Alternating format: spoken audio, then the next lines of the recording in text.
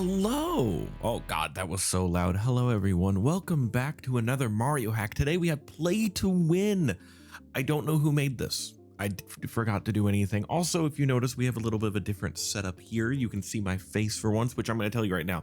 It's just there because I stream Mario speedruns every now and then. Like, it's been a couple months since I had, but I figured I'd use the same setup as my Mario speedruns and we'll just play through this.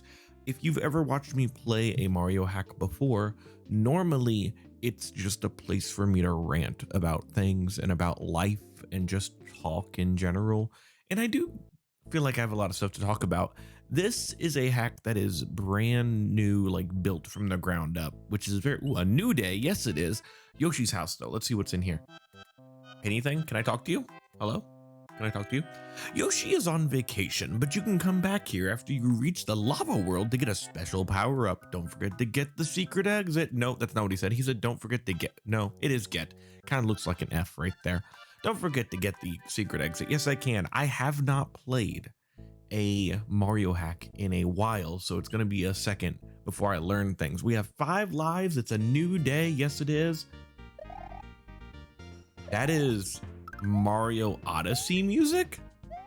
Yeah, that's New Donk City music, I think, but I could be wrong about that. We still have our save states if we need it, or maybe not. I swore up and down like that beginning was New Donk City, but I don't remember. One consistent thing about this this little experience of me playing hacks is I talk a lot about life, and it's been a while since I recorded anything, and there's a reason why. It's because school started back up, and I really just needed to talk about school for a little bit is what I needed to do, because like I just now started my 4th year of teaching. And we're about, I want to say about 4 weeks in of some sorts. Tomorrow's Memorial Day. How do I get, I guess like this? Okay. So, and see, that's why we save state. If you've never seen me before, I cheat like crazy so I can do, wait, hold on. Can I like shoot upwards? Hold on. Weird. I can like shoot upwards. That's very strange. Didn't know I could do that. Can I like shoot downwards? Does that do anything? No, it doesn't. Strange. We're learning. That's what we're doing. Oh, hello. Sorry, Toad. I didn't mean to hit you with a fireball. Mario, I really needed your help. The sewer is clogged and I can't go there because it's filled with hostile creatures. Also, I'm a bit weak. I'm Toad after all. No one likes me. Well, that's fine. I can go do it for you. I am the lovely Mario. I do all the things. So it's been about 4 weeks of, let's say, do we have any sound? Sort of sound. What is it? I don't know what this music is. I'm taking this with me though. Don't know if I need it, but I'm taking it. And it's been going well. I don't talk much about school because obviously since I'm a teacher and you know, I teach middle school. I teach currently 7th grade. And it's just one of those things where if kids wanted to find me, you know, they grew up in an age of internet. They know how to find somebody if they wanted to. If they really wanted to find my YouTube channel, they could.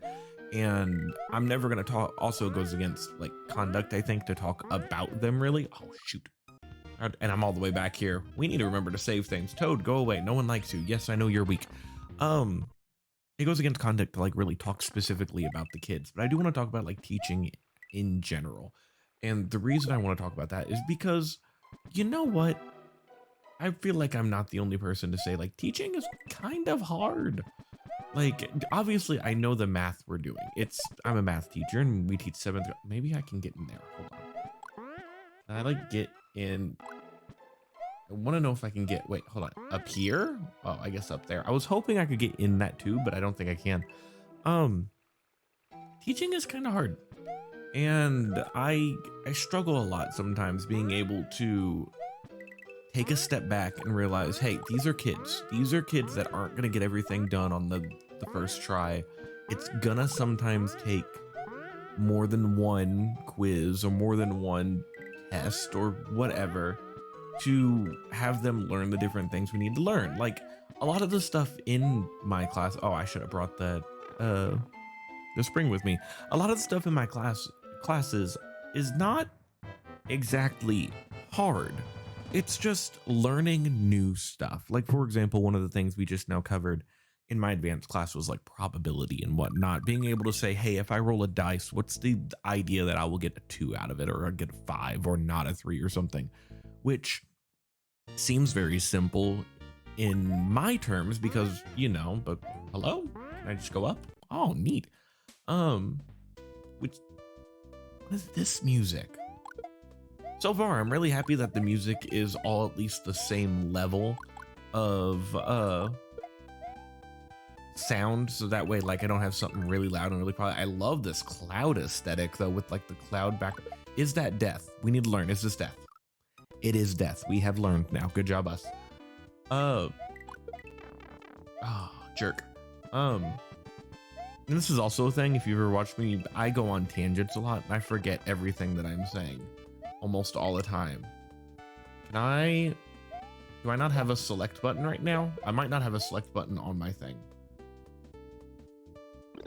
Ah, I do. I just need to be standing still, I guess, to be able to get it. I mean, that's fine with me. A lot of the stuff, like I said, isn't hard. It's just new to students of that age. They're new to students. Like, they've never thought, hey, what could it be if I rolled a dice? Or what could it be? What even is probability? As an adult, yeah, we think about that all the time. Like, what are the chances this could happen? Or what? I mean, like, look at fucking weather. Weather is just probability 100% because you're basically taking a gamble on what the weather is going to be. I mean, our modern day fortune tellers are basically weathermen. They don't know what's going to happen, but they use patterns and reliability to make predictions. And that's basically my main goal, was to teach about predictions and stuff, being able to make a reliable prediction on what you know. And for the most part, that was fine. And that's only one of my classes. I have 3 other classes that are just, you know, the normal comprehensive, we're going to go over everything class.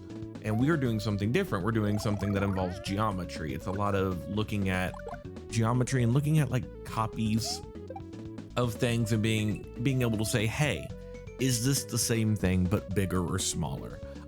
Sprite work, like stuff on here, sometimes uses that sort of stuff.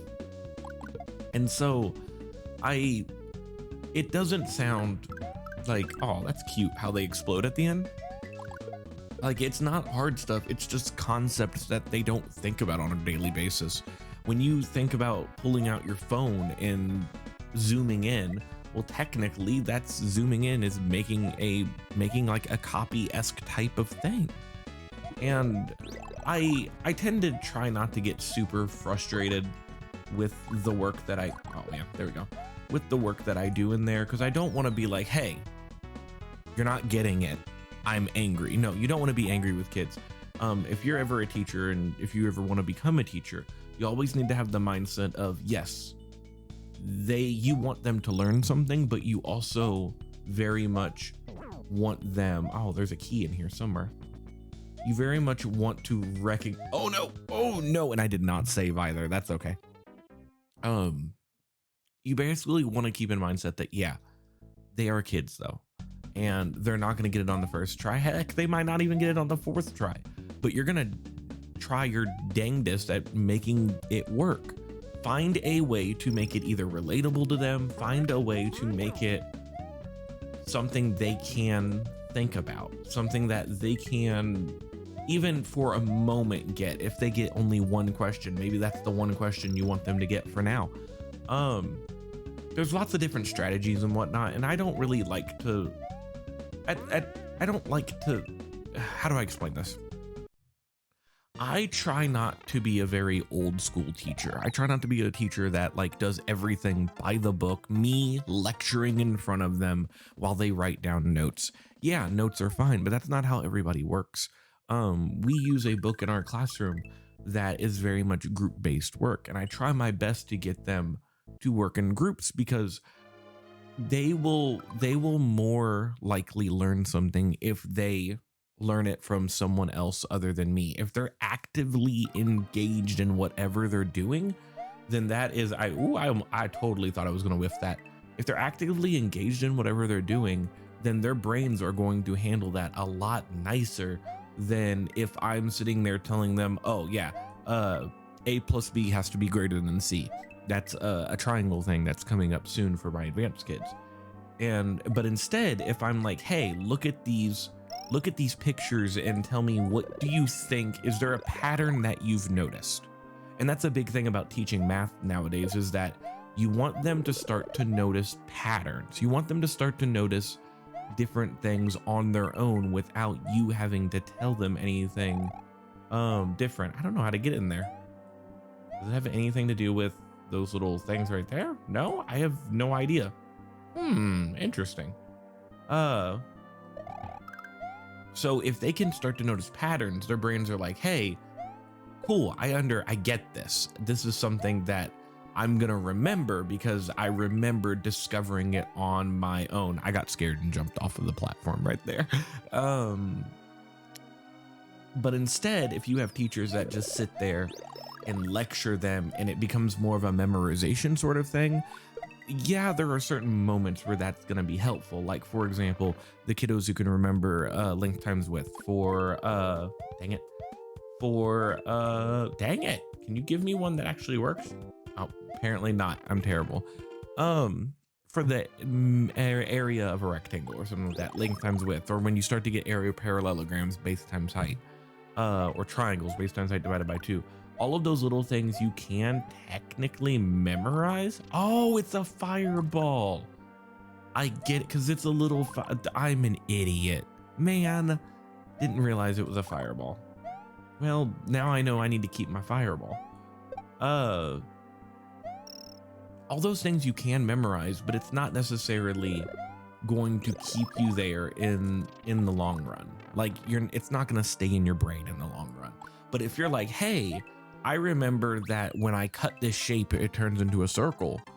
I'm like, oh yeah, that's good. Like, if you cut a carrot, what shape is the inside of that carrot? Well, that's a circle. Good job. You just learned about something called cross sections.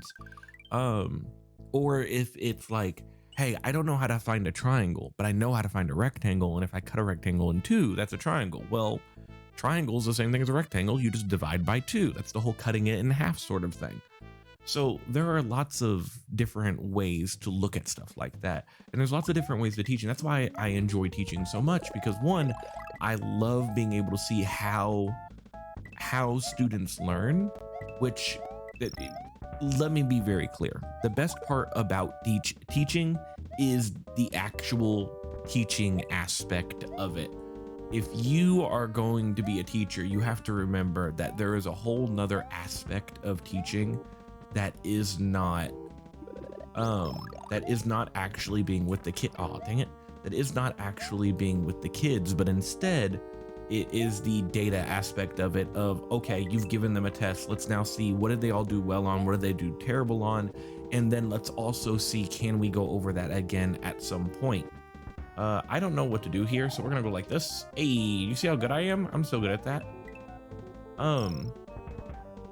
So the best part about teaching is actually being with those, kids. Like, the worst part about teaching is the stuff that has nothing to do with the kids, well, okay, let me be more specific. It has to do with the back end of teaching that the kids don't see.